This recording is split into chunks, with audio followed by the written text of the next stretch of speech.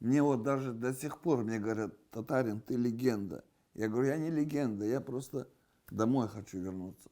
Все говорят, что вот, я говорю, воюю за то, чтобы просто ну, за победу, но хочу домой, очень хочу домой. Флаг, он всегда со мной. В любом случае, мой флаг, он всегда со мной.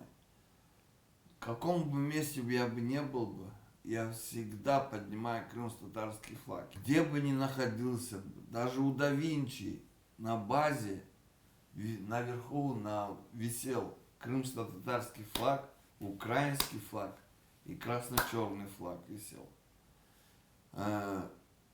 Флаг, крымско-татарский флаг висел на зените. Это возле шахты Бутовки такое есть. Этот флаг, он у меня как, ну, он чистенький, беленький. А есть у меня свой личный флаг, который я ношу его в бронежилете. Он подписан ребятами, с теми, которые есть живых, которых уже нету в живых. Но он подписан с этими ребятами.